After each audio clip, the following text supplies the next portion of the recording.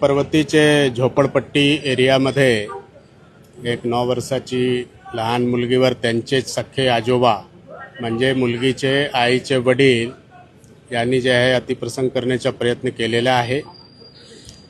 तात्काळ पोलिसांना माहिती मिळाल्यानंतर या ठिकाणी लगेच पोलीस आलेला आहे आणि जे आरोपी आजोबा आहे त्यांना ताब्यात घेतलेला आहे। मुलगीला जे आहे ते ससून हॉस्पिटलला पाठवण्यात आलेलं आहे। तिथे त्यांचे जे आहे ते मेडिकल प्रोसेस सुरू आहे आणि त्या ठिकाणी त्यांची आई पण आहे। दोघे मुलगी आणि आजी त्यांची आई दोघे सुखरूप आहे।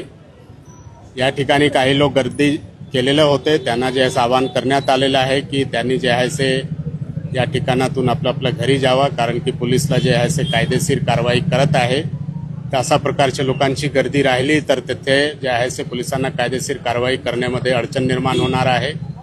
तसेच याच भागाचे जे लोक आहे ज्यांना येणे जाण्यामध्ये पण अडचण होत आहे, कारण की थोडा ट्रॅफिकचा अडथळा झालेला आहे।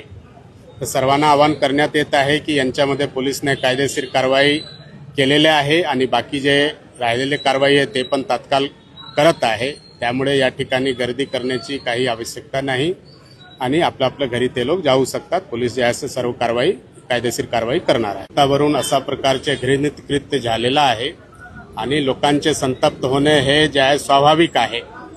तरीही मी जे आहे लोकांना आवाहन करतो की आपला देशमध्ये कायद्याचे राज आहे आणि कायद्यानुसार जे काही कारवाई आहे ते सर पोलीस करणार आहे।